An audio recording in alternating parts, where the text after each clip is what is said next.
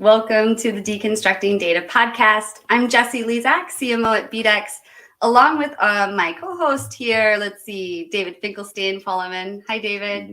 Hello. Well, we were just talking backstage, so I guess it's kind of awkward to say hi again. But anyway, David is BDEX's co-founder and CEO. And today's guest is James Williams. I'm going to pull him in here too. And thanks for being here, James. Thank you. And James is the co-founder of AdHype TV.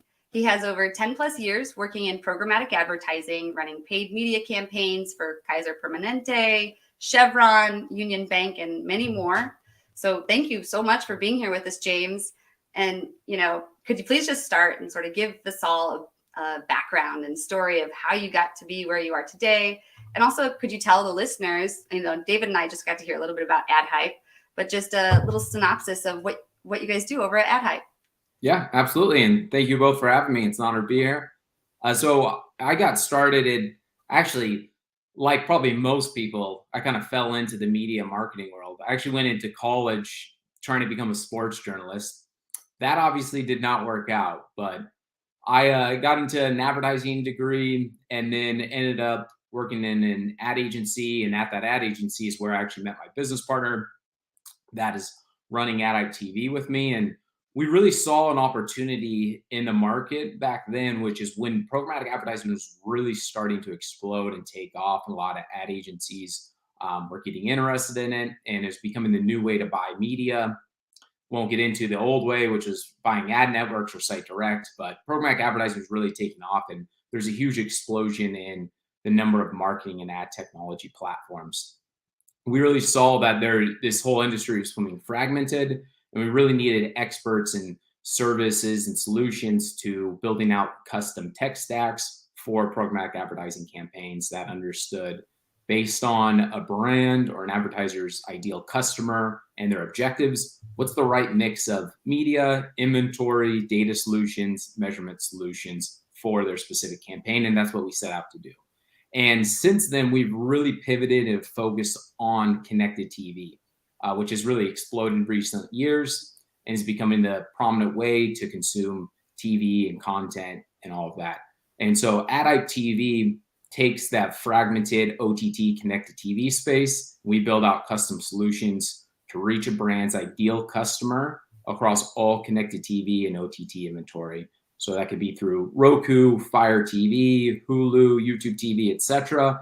We find the ideal customer, targeting across all those platforms, measure the brand's objectives, and then report back in an aggregated way. Very cool. Yeah, that's awesome, James. Great to meet you. Thanks for being here. Would love to get a little more detail and sort of dive a little deeper. It looks like you guys are doing some great stuff and filling a great niche.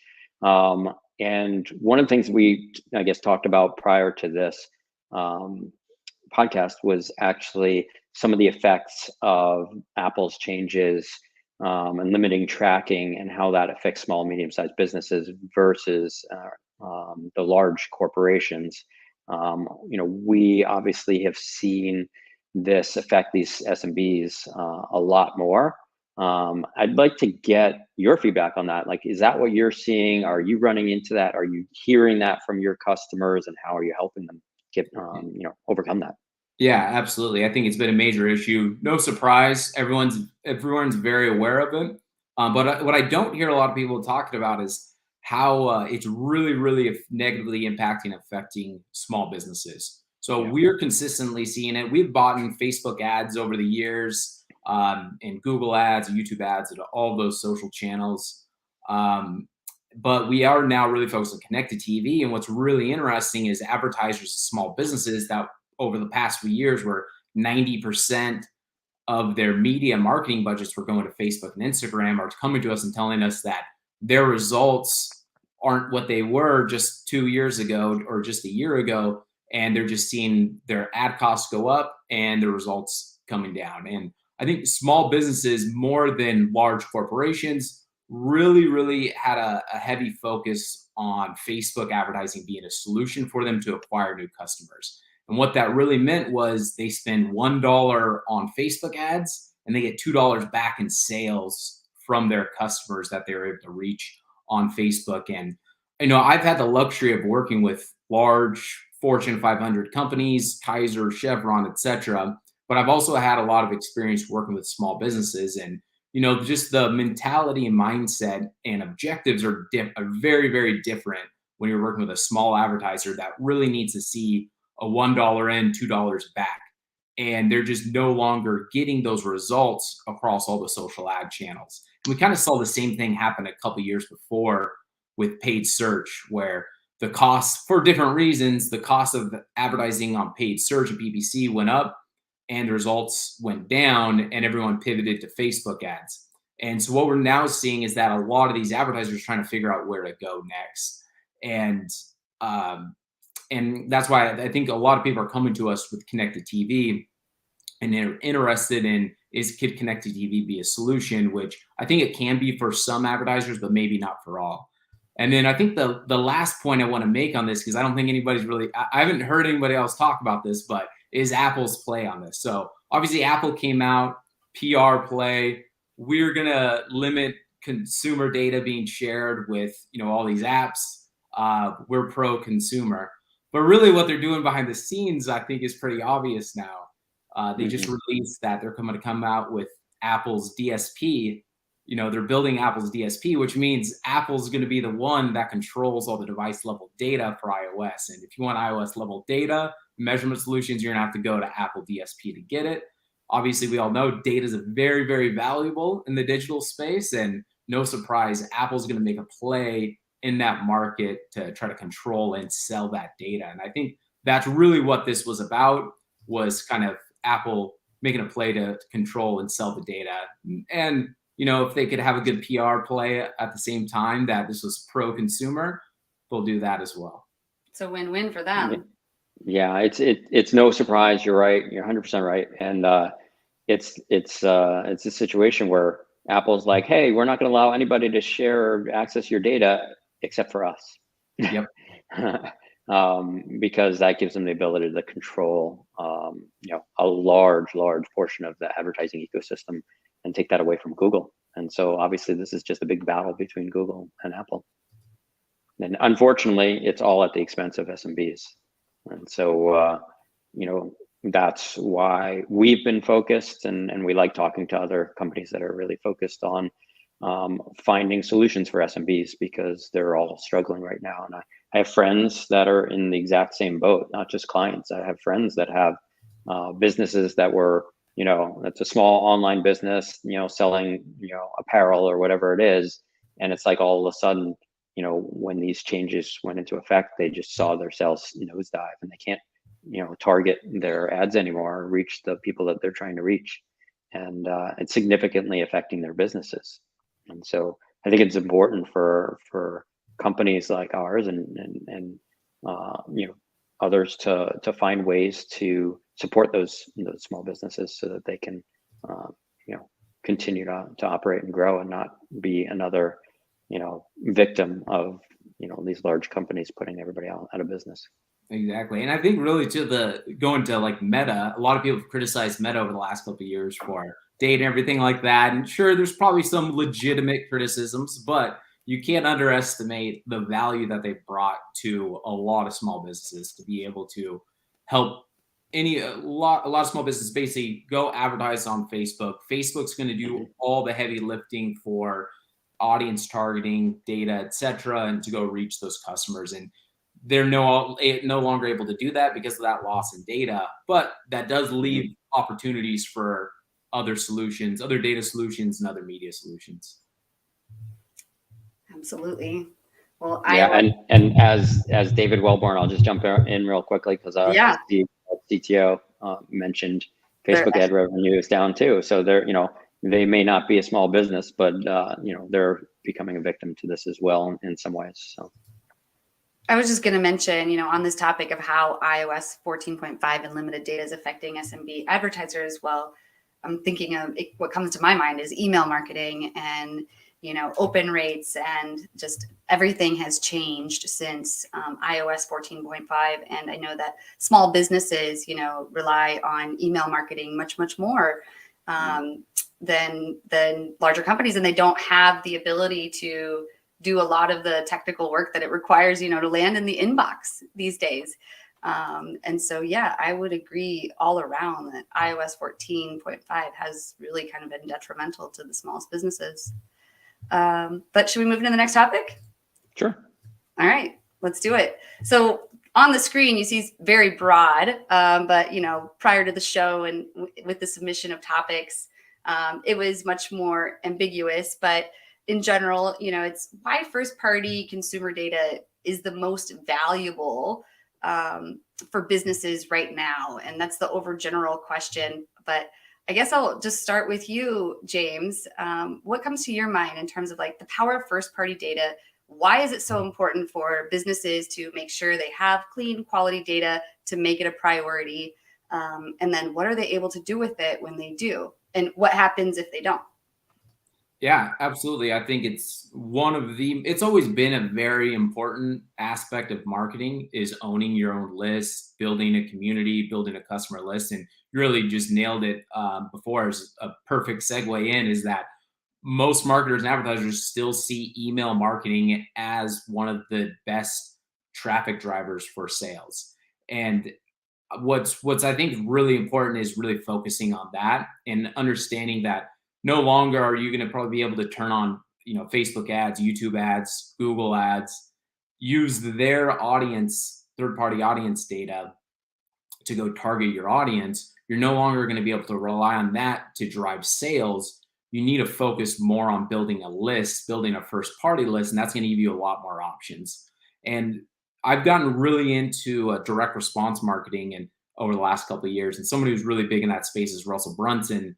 And he has a really good saying that the whole purpose of all traffic, organic or paid, is to convert that traffic into traffic you own, meaning you own it on an SMS list, an email list. It could be in a group chat system like a Discord or a Facebook group or any other way where you can message and reach your potential customers or your actual customers consistently without relying on going in continuously buying new ads, that you focus more on building lists. And once you build a list of quality people that are interested in your goods or services or your product, your offer, then you can really start using that to leverage it to do some data mining, to find new audiences and connect it to other inventory sources. And something that we've helped a lot of advertisers do is take their first party list, connect it to an OTT CTV platform that we use to reach those audiences on TV. So we can take a first party list, name, email, phone numbers, addresses, map them to households that are connected to watching streaming TV and reach them in those environments. That create another opportunity to reach people on another platform, another inventory source, rather than just relying on some of the older legacy ad platforms. Makes sense. So Yeah, David, I know this is a big topic for us. I mean, where would you take this? We've said it so many times that your first party data is your most important data. This is people that are your existing customers or people that have engaged with you at some level. So knowing as much about those people as possible is really, really important. Sometimes that means surveying them or talking to them and getting more information, more data, so that you can get to know your customers. I can't tell you how many times we talk to clients that truly don't understand who their customer is, and a lot of times we'll take some data that they have, whether it be emails or mobile IDs or something, and ingest that into our platform and look at data, third-party data signals that we have against them, and they're like, wow, I never realized that my customer is in this age group, or I have more female customers than male customers, or whatever it is. Looking at data can help you really understand those customers better. And so we've always been a big proponent of that. Third-party data has always been faulty. So the best thing you can do is get to know your customers through those direct relationships, because once you have that, there's so much you can do with it. And like you said, James, whether it's reaching them on another media, medium, or whether it's modeling them through, Jesse puts up the create your Omni IQ account, modeling them through a platform like Omni IQ, where you can take your first party data, not only enhance it, but also model your existing customers so you can find more customers that look just like them. And so this is, going to be the future, because the limited tracking and limited data that's going to be out there from our third party aspect is going to force you to use your first party data more effectively. Absolutely. I mean, you guys have pretty much covered everything on this one. I mean, if listeners don't understand it yet, I mean, your first party data is everything. And if you don't have that, I mean, that you got to get started, and like, I think of just like people starting a business, and like the very first thing they're doing is, talking to people and getting customers. Like, where are you putting that? It used to be in your Rolodex, right? It was like, but now you can start in an Excel spreadsheet, right? Or get a Google Doc and start putting it, like, that's step one, is like start to collect it in a spreadsheet, right? Then we move into a CRM. And then after the CRM, then we can start thinking about, when we get to a certain spot, like bringing in identity resolution, right? And so like, I think a lot of the time people don't understand what they can do. They'll have these pain points, but they don't understand what they should do. So what would you guys advise people at all stages in business where they're collecting their first party data to do, like throughout that whole process? And maybe I missed steps, so like, what is the best way to make sure that they are collecting the best first party data and storing the best first party data? I want to jump in real quick, just because I want to re-emphasize something that James said, because what he was saying about owning the medium that you use to communicate with someone, I think is really smart. I think that's an important thing, whether it's like you said, like a Facebook group or something. Jesse, you've talked about doing a Slack group, and the more we have these conversations, the more I'm saying to myself, like, why aren't we doing that yet? I feel like we should have a Slack group for our existing customers and people that have inquired, or just going to our website and might be interested in what we're doing as a business as a whole. But I think that's one thing that not enough people are doing that I think is really important, and it's probably a really smart sort of first step is just have that sort of engagement group with your fan base. Yeah, that is a really great point. Yeah, absolutely. I think a lot of people started off just with, building on Instagram following, a LinkedIn following, obviously Facebook, YouTube, etc. Then I think it's just taking that next step. So to kind of answer your question, you're totally right, of like, Jesse, of just get started, start building a list. Especially if you're a small advertiser, you're just starting out, everyone's going to be at a different stage and going to require different strategy and tactics to build a list. But taking that first, building a community, I think what we're seeing is a lot more brands going to the route of building a community, building a tribe of who their customers are, and addressing what their problems are, what solutions that the brand can offer them. And there's no better way to tell that story than through owning the list, having them follow you on LinkedIn and Instagram, or maybe taking it to a Slack group, a Discord group, a Facebook group, and then an email SMS system as well. And I think just building out that system and mapping out the flow of all those steps is really the first step to start. And even I know large, brands or advertisers that have been in market or been around for a few years don't even have that system in place, or don't even understand how to build that or how they get leads.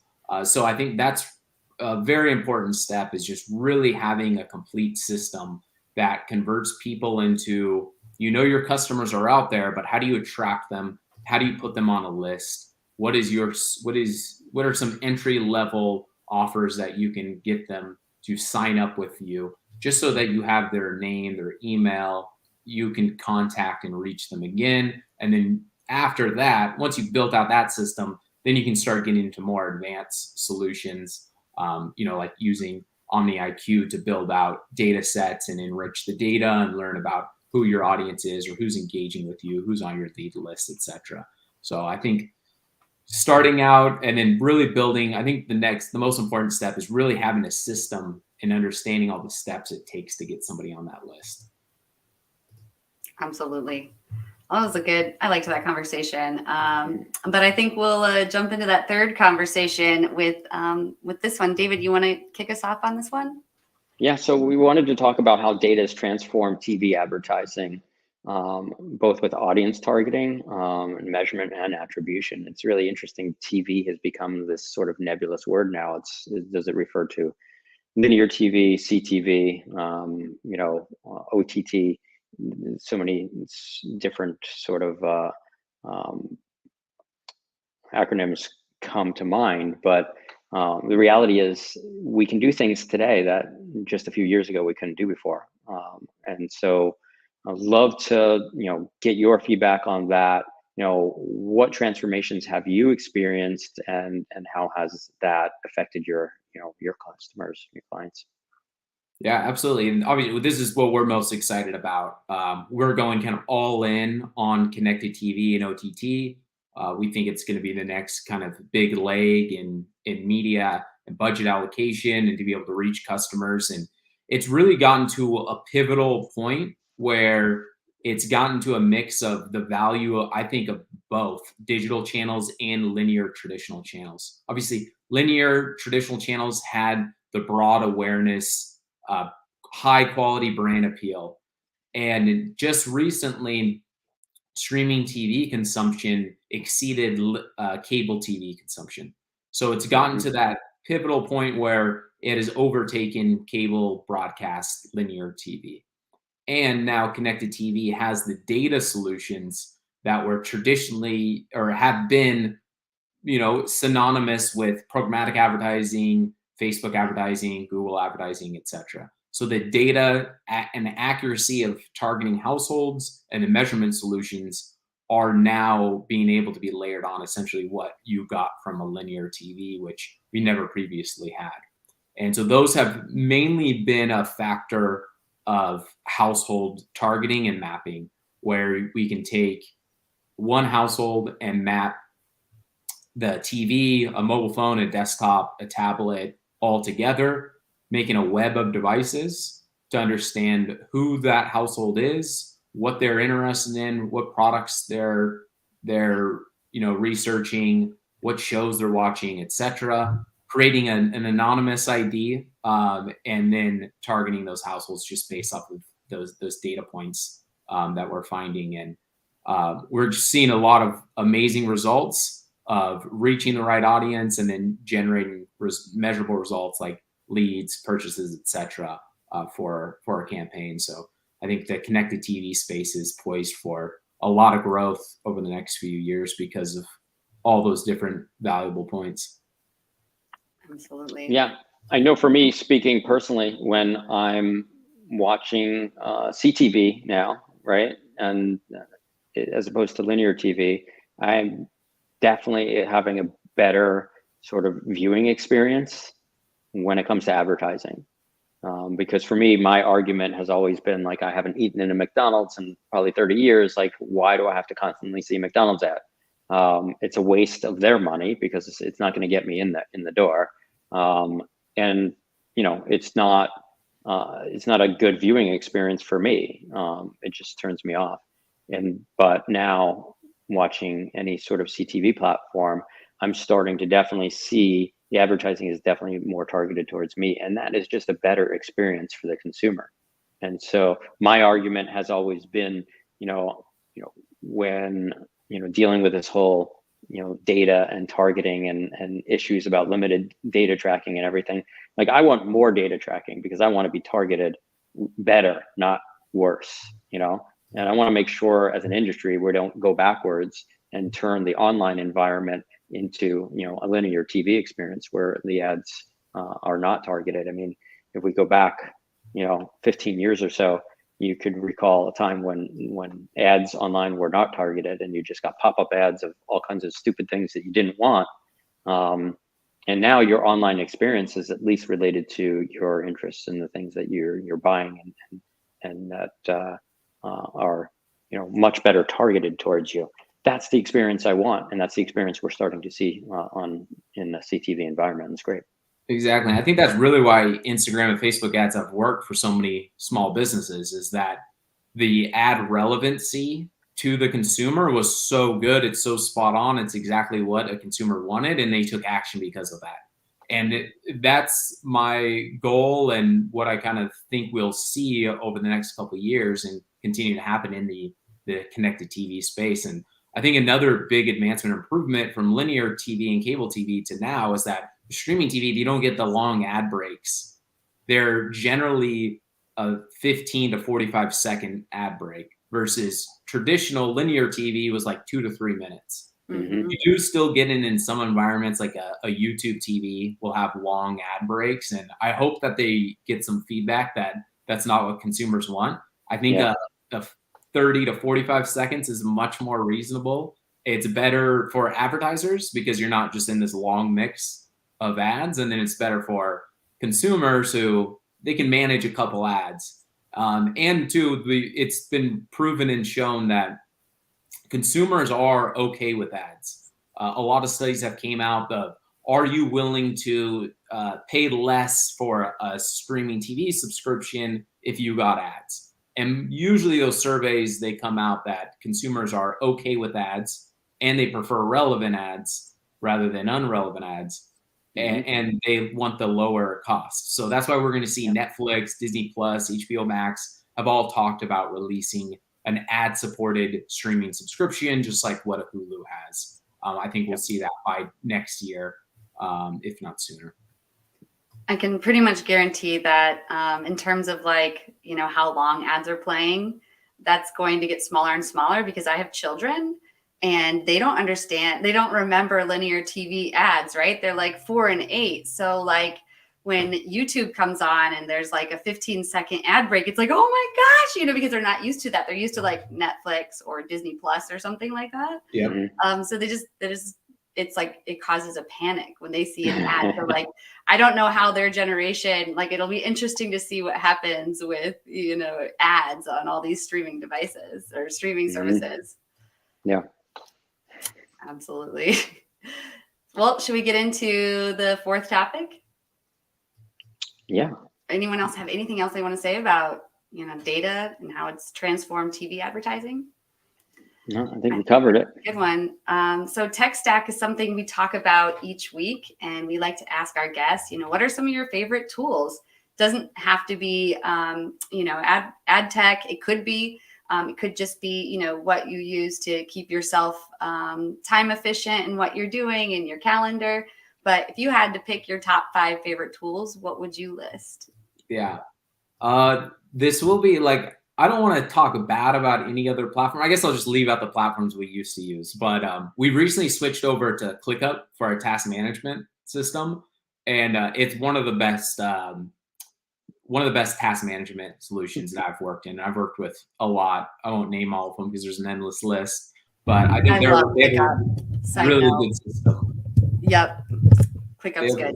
Yeah, they're really good systems. There's a lot of automations you can do and all that. And then for reporting, we use TapClicks, and TapClicks cannot be a better system, especially for us that taps into multiple different media buying platforms. We tap into a lot of different analytics and data systems that they have built a really good, easy to use functional system to pull in data where you don't have to use really advanced, you know, kind of development language to pull in all the data. They've really simplified it to where almost I can go in there, and I'm by no means a developer or, you know, extremely good with, you know, custom like sequences and values and everything, but I can go in there and build out a really advanced reporting platform for multiple different data sources and segment them all together. So that, I think that's the best reporting system that I've ever used. Very cool. Yep. Cool. So I'm a big fan of ClickUp myself. I've just kind of been like exposed to it in the last few months. So when you mentioned it, I got pretty excited. But yeah, it'll be interesting to see what ClickUp, you know, does, because it seems like it could become anything. There's so much you can do in there.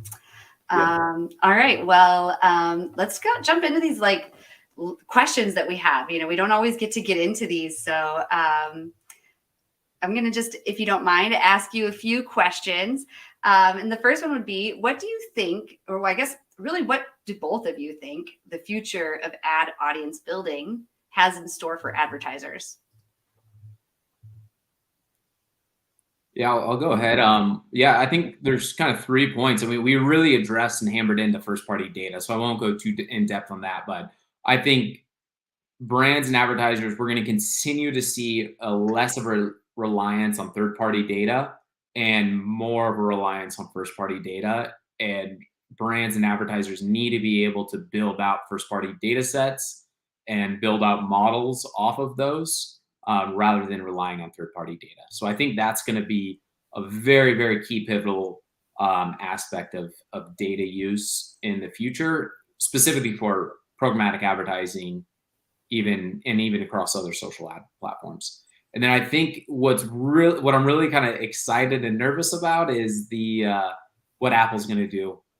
Once Apple's going to release, they're building their DSP, or they're probably going to buy one of the smaller ones and then build out that. I'm really, really interested of how's Apple going to use the Apple device level data in order to target and measure, iOS devices, and what's that whole platform going to look like, and what type of audiences are you going to be able to target on that platform with the use of iOS device level data. So I think those are really the two main things I'm really interested in, and continuing to see how the TV advertising space rolls out. We're getting into a lot of ACR data, which is automated content recognition, which allows you to identify different households, what type of ads they've consumed or what types of TV programming they're watching, and then build out custom data segments that way. Again, kind of a less reliance on traditional third-party cookie-based data. And more focus on device level data, I think is really going to be a key factor moving forward with the deprecation or removal of cookies. Absolutely. Yeah, I was going to say further to that too, especially when you talk about device level data, I believe that the future of audience building and ad targeting is going to become more and more heavily reliant on machine learning and AI in general. You're seeing companies like Chalice that had an investment from the Trade Desk. And you're going to see lots of other ML platforms coming out that are going to be using, machine learning algorithms to make the determination of who to target. And I think that over time, those are just going to get better and better. And sort of closing the feedback loop and being able to use first-party data to understand when those conversions are made will further help improve those algorithms and just make it so that going forward, I think that that becomes a serious, takes a serious role in ad targeting in the future. Absolutely. All right, I'll ask one more question. I think I already know what you're going to say to a lot of these, so I'm going to get to what I think are some of the best ones, which is, what makes you both excited and also most paranoid about what the future has in store for data and advertising? For me, that's kind of repetitive in the sense that I'm excited about the whole, idea of using machine learning and AI to target ads.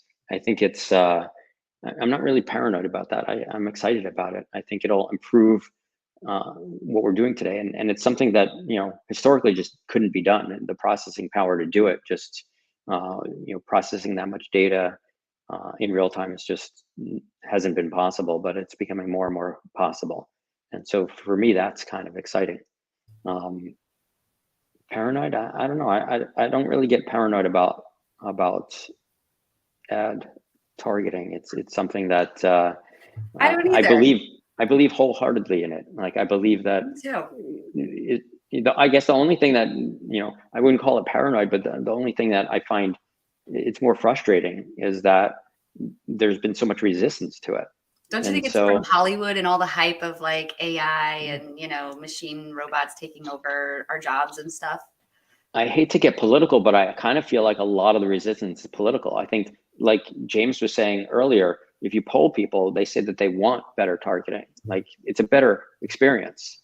But then when you look at what goes on at the government level, they're all trying to stop it and block it and find ways to control it. I'm not sure I understand why. And so for me, that's a frustration, not a paranoid thing, but a frustration. I think everybody wants a better, viewing experience, both online and on TV or CTV. And so that to me is just a frustration. Yeah. That's a good point.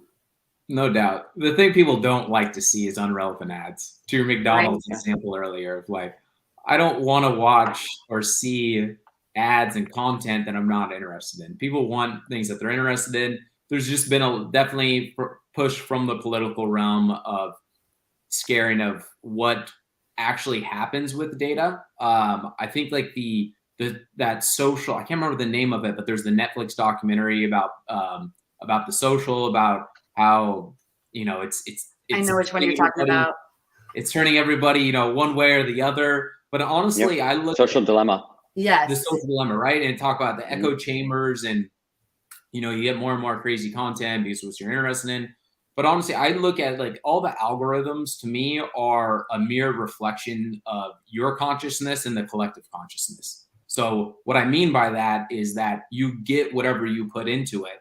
And people, right? People, this has always been known. People search things on Google that they won't even tell, their significant other, their family, their friends, etc. Right? So you get whatever you put into the system is what you're going to get out. And it's not necessarily that the system's trying intentionally to manipulate anybody, or that we're, as advertisers, marketers, we have this, nefarious plan to use all this data to corrupt people. Obviously, I'm sure there's some bad players out there, but for the most part, the goal is, the principle of marketing is really to connect consumers to brands. And that's, as a marketer and advertiser, that's really my goal, is that I think the brands, advertisers we work with have a good solution for consumers. And it's my goal to display and give the consumer the opportunity to be aware that this brand or solution exists. And the best way to do that now is through digital media and through all the data points that we get back, to where we can help us find the consumer that needs the product or solution that we're advertising for. And we're using data, machine learning, and AI to just advance and speed up that process and make it better for the consumer and for the advertiser and marketer.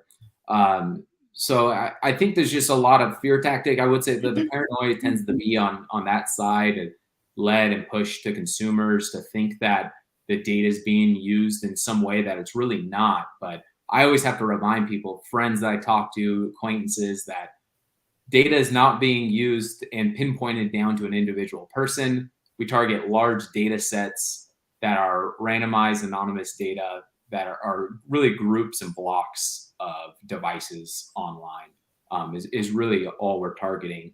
And those devices are used by people that send data and information to the system for targeting. So I don't want to get too into that, but I think it's generally an over-exaggeration for the most part. Well, I want to make one point about Social Dilemma, because I think the Social Dilemma was actually a documentary that it's a story that had to be told, because the reality is there is today, because of how data is collected and used online, there is an ethical issue when it comes to how that data is being used. And I think that what that documentary did is it revealed the unethical uses of the data. And it wasn't necessarily for advertising purposes. It was for making money. That's all it was. And so it was more about creating a stressed environment within the social media sort of industry, because they learned that stress generates more views, and more views means more money. And so that's what was, I think, an important piece of the story that needed to be told to, to reveal the difference between ethical and unethical use of data. And so, like you're saying, James, in most cases, like, we're just trying to help brands reach their audience, right? And so that's adding value, and it's adding a more valuable experience for the consumer as well, because they're being exposed to brands that are relevant to them in one way or another, which is completely, different than sort of the unethical use of data, where it's being used to find what your stressors are so that you'll continue to, do more on that website or that app so that the platform can make more money. And so I think it's just a really important story that was told, simply for the reason of explaining the difference between ethical use of data and unethical use. Yeah, absolutely. Great point. Well, I think that brings us to the end. So in closing, if you find the Deconstructing Data podcast interesting, you will probably also like Omni IQ, which I've been flashing on the screen here during the show. So we have a really exciting launch coming up soon. You may have seen our email and our social posts about it. So stay tuned for that. We have a new Omni IQ, is what I've been calling it, coming soon, because it's going to be adding a lot more value. But right now, you can simply upload a CSV of your first-party customer data and see complementary analytics. It does all that and more if you just check it out. So, and if you do, like, share some feedback. There is a little spot in Omni IQ for you to give feedback on the product. And we'd love to hear what you think, because it's still new and being molded. So customer feedback is extremely important. So we'd love to also hear from listeners about the show. Please send any and all feedback to info@bdex.com. Share your qualitative data with us so we can make this better for you. So thank you so much for being here, everybody. I'm going to pull you back up here. Thank you so much for being here, James and David, of course. I'm going to go ahead and hit the outro video, but feel free to stick on, and we can do another goodbye here in just a second. But to all the viewers, thanks for being here. Thank you.